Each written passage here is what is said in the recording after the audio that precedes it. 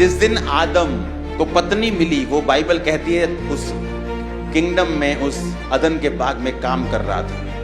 उसने नहीं कहा प्रभु मुझे पत्नी चाहिए, मैं अकेला फील कर रहा हूँ। वो वर्क कर रहा था कंटिन्यू खुदा के कामों में। आप वर्क करें, आप चर्च जाएं, आप प्रार्थना करें, पवित्रताई का जीवन बिताएं, अपने कैरियर की ओर ध्यान दें, अपने वचन की ओर ध्यान दें, करें जो परमेश्वर ने वो करने के लिए बोला है। राइट टाइम पर परमेश्वर आपको सब कुछ देगा और बेस्ट देगा।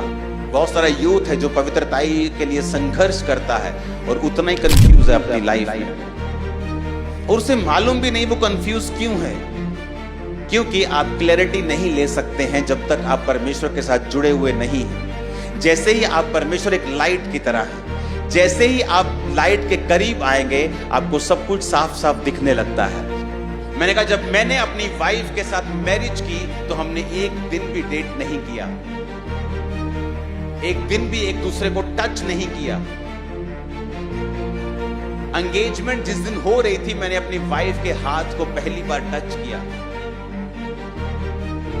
वो बड़ा हैरान था। मैंने कहा हाँ, क्योंकि पवित्रताई एक गुण नहीं है, पवित्रताई is a weapon, holiness is a weapon. ये शैतान के खिलाफ एक हथियार है, और जब जब शैतान ने आपको कंगाल करना हो, आत्मा में आप पर अटैक करना हो, आपको बीमार करना हो, कंफ्यूज करना हो, वो आपकी पवित्रताई के ऊपर अटैक करता है। कई बार आप फाइट करते अपने हस्बैंड से, तू फिर शराब पी के आए हो।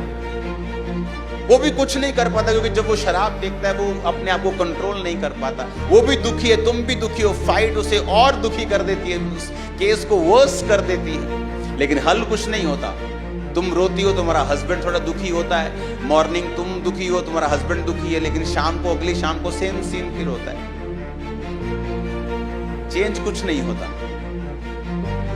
लेकिन जब आप परमेश्वर के प्रेजेंस में जाते हैं और वाइफ परमेश्वर की प्रेजेंस में, परमेश्वर का आत्मा उससे बोलता है अब तेरा हस्बैंड जब पी के आए उसे लड़ना मत, बस तू प्रेयर करती रहे।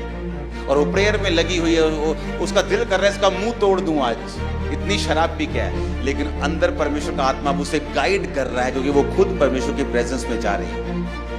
और परमेश्वर का आत्मा कह रहा है अब लड़ना नहीं है, तूने जस्ट प्रार्थना करनी और अपना प्रेम दिखाना है, अपना कैरेक्टर दिखाना है।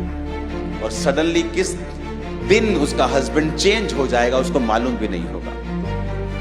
अगर हम नहीं सुनते हैं और मानते हैं कि हमारा प्रथम स्थान परमेश्वर ही है, हमारा पहला स्थान परमेश्वर ही है, प्रभु ही है जिसको हमने प्रथम स्थान देना है और प्रभु की तरफ बढ़ना है, तब तक हम अपनी लाइफ में स्थिरता को नहीं देख सकते।